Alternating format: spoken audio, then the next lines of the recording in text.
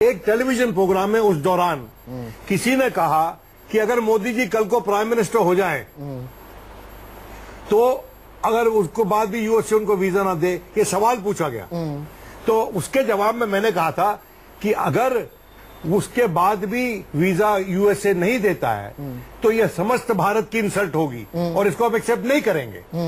अब मिस्टर नरसिम्हा राव पूरी बात अपने तरफ से कह रहे हैं और पार्टी के स्पोक्समैन मैं समझ सकता हूं, लेकिन मैं समझता हूं विवेक रखते हैं वो बिल्कुल रखते हैं। और उनके विवेक से मैं अपील कर रहा हूं कि भाई इसमें तू मैंने मत करो। अटल जी की सरकार थी, जब अटल जी की सरकार थी तो मैं कह रहा हूं भाई ये तो आप अखिलेश जी से पूछ लो भाई, मुझसे पर इसमें एक और बात जो आ रही है और ये जो आपने और अखिलेश जी के पास भी जाना है मुझे, लेकिन अम्बेसडर सज्जनार पहले मुझे ये बताइए, ये पॉइंट वेल टेकन है ऑन फेस वैल्यू जो जीवीएल कह रहे हैं कि भाई वो government to government level talks नहीं हो रहे थे, वो भारतीय मूल के लोगों को संबोधित कर रहे थे और वो भारत से जुड़ी बातें भी वहां कहें तो इसमें दिक्कत क्या है। पर पलट कर जो बात अभी विनोद ने भी कही कि फ्रेंड्स ऑफ कांग्रेस भी हैं, वहां अलग अलग मुख्तलिफ ऑर्गेनाइजेशंस हैं, ये 600 लोग जो कल बैठे हुए थे वर्जीनिया में, ये क्या पूरे इंडियन डायस्पोरा की नुमाइंदगी कर रहे थे?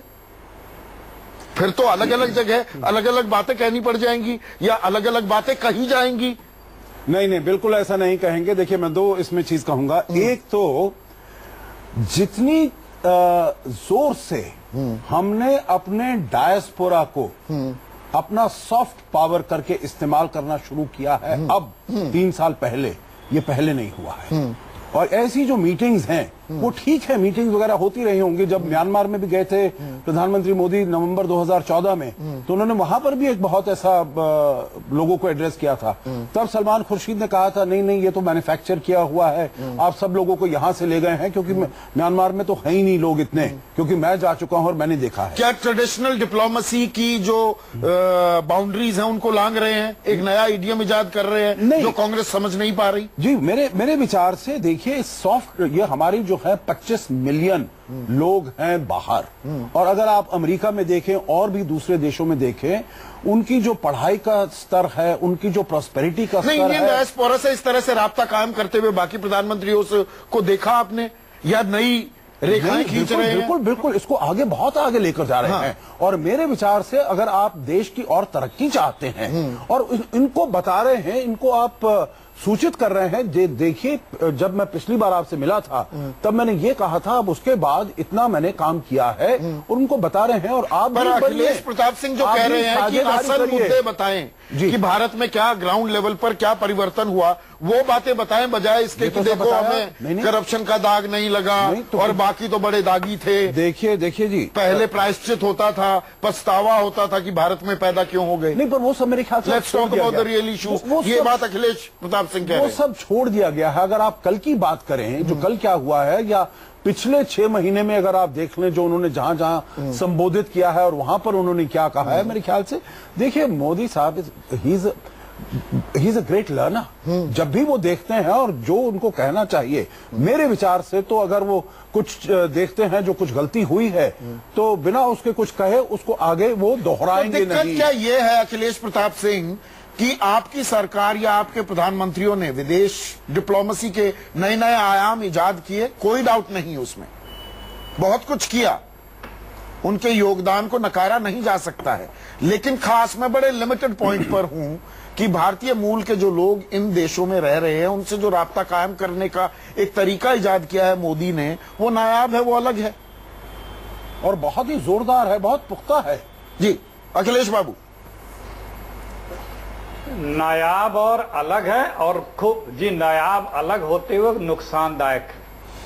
मैं उसका उदाहरण दे रहा हूं। मैंने कहा कि आप जिस मकसद के लिए राष्ट्राध्यक्ष से मिलने जा रहे हैं, आप कहते उसी अपना जो है उस देश में रहने वाला जो आपका हिंदुस्तान के लोग हैं, उनके बीच में अपनी जो जरूरत की बात है, जो राष्ट्राध्यक्ष करते वो कहते ना कि मुझको एनएससी चाहिए, एनएसजी में मेंबरशिप चाहिए, मुझको लखवी चाहिए, मुझको ये चाहिए, ये बैड गुड आतंकवाद नहीं चलेगा, ये सब चीजें चाहिए। वो एक लोग पढ़े लिखे प्रबुद्ध लोग हैं, वो माहौल बनाएंगे। दूसरी बात, नहीं, आतंकवाद का जिक्र किया अखिलेश बाबू, आतंकवाद का जिक्र किया कि पहले लोगों को समझ नहीं आता था कि आतंकवाद क्या है। जब आतंकी घटना पूरे दुनिया में होने लगी तब समझ में आया कि भारत कैसे भुक्तभोगी है आतंकवाद का। उन्होंने सर्जिकल स्ट्राइक का जिक्र किया, बहुत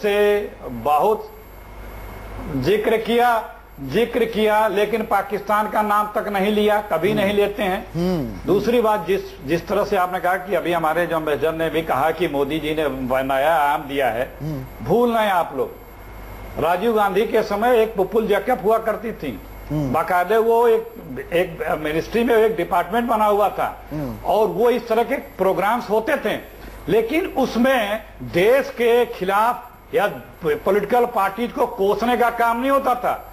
वहां के लोगों को अपना कल्चर, अपनी इकोनॉमी, अपनी उन्नति और उस देश से हम क्या क्या और करा सकते हैं उसके लिए बात होती थी, चाहे कल्चरल हो, चाहे एजुकेशनल हो, चाहे और तमाम चीजें हैं। विनोद शर्मा जी को, इनको भी बहुत अच्छी तरह याद होगी, जो हमारे रानाई साहब बैठे हुए हैं, उसके इंचार्ज हुआ करती थी पुपुल जैकब जी।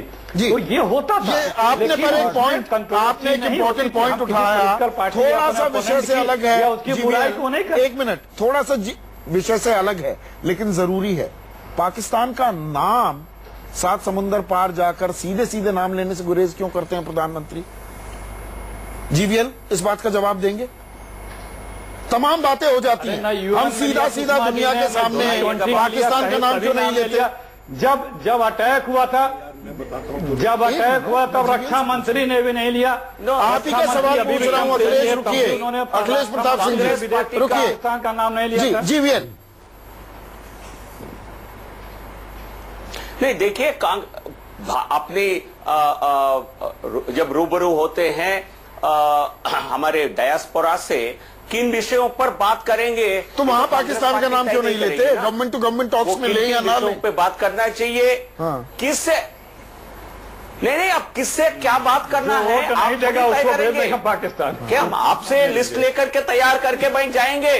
प्रधानमंत्री जी अपने इनिशिएटिव से कर रहे हैं। वो ज्यादातर सवाल उठेंगे, जब तय नहीं करेंगे तो सवाल उठेंगे, वोट देना तो पाकिस्तान जाओ और पाकिस्तान। अखिलेश बाबू एक मिनट, जीवीएल को बोलने दीजिए। आप सवालों में आज भी गिरे रहे, आज भी आप सवालों के अंदर गिरे हुए हैं।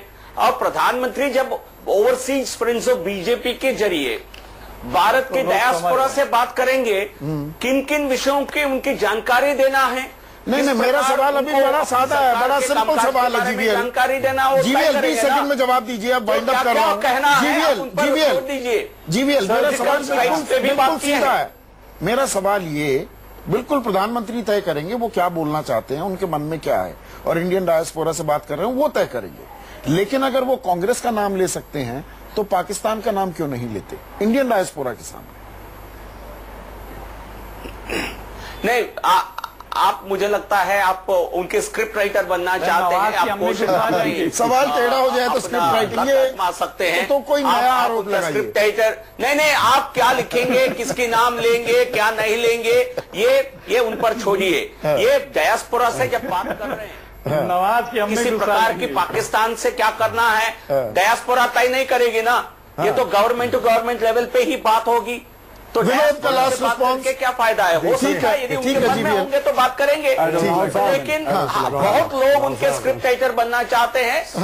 मैं समझता हूं इसकी जानकारी उन तक पहुंचेगी, लेकिन वो खुद बेहतर समझते हैं किन विषयों पर बात करना है, और उनकी इनिशिएटिव से वो मिल रहे हैं।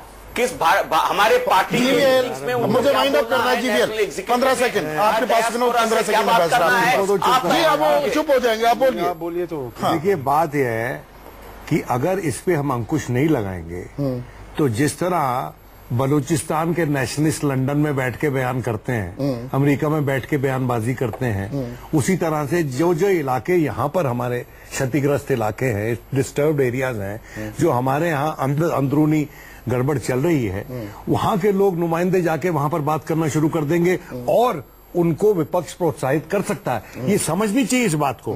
तो मैं समझता हूं इस पे अभी उंगली मत उठाइए, अभी सुनिए। क्या ये मैं आपको अकल की बात बता रहा हूं, ये मैं आपको अकल की बात बता रहा हूं, बाय पार्टीशन बात बता रहा हूं। आप नहीं समझेंगे क्योंकि आपके नंबर वहां पर पार्टी ऑफिस में शायद लग रहे हैं, माइनस प्लस हो रहे हैं। ये सब मत किया कीजिए और आरोप मत लगाइए। आरोप लगाते हैं एंकर पे कांग्रेस ही है और ये है वो है। आपको मित्र से डिस्कशन नहीं, मुझे जीवीएल का सर्टिफिकेट नहीं चाहिए। जीवीएल कोई नहीं होता मुझे सर्टिफिकेट देने, मैं खारिज करता हूं इनका सर्टिफिकेट। दो शब्द मुझे कहने हैं। देखिए, एक तो जो प्रधानमंत्री कहेंगे वो उनका प्रेरोगेटिव है, जो कुछ कहना चाहें। दूसरा चीज, उनका नाम क्यों नहीं लेते? मेरे विचार से देखिए, डिप्लोमेसी में you cannot misuse your presence on the soil of a friendly country to target another country. आपके साथ कितने भी उनके खराब रिश्ते क्यों ना हो, तो आप you cannot use that because राजनीतिक समुद्र पार और दूसरा खुलकर इजहार नहीं करना। अम्बेसडर सज्जनार, विनोद शर्मा, अखिलेश प्रताप सिंह और जीवीएल नरसिम्हा राव, आप सभी का बहुत बहुत शुक्रिया। यहां पर बस मैं इतना कहना चाहूंगा कि चाहे वो कांग्रेस हो, चाहे वो बीजेपी या कोई भी राजनीतिक दल, अभी इतनी औकात, इतना दम नहीं हुआ है किसी भी राजनीतिक पार्टी में कि मैं उनका स्क्रिप्ट राइटर बन जाऊं। और ये सर्टिफिकेट जो देने की बात है, इस सर्टिफिकेट को मैं जीवीएल खारिज करता हूं। आप कोई नहीं होते मुझे सर्टिफिकेट देने वाले। आज सबसे बड़ा सवाल में बस इतना ही। नमस्कार।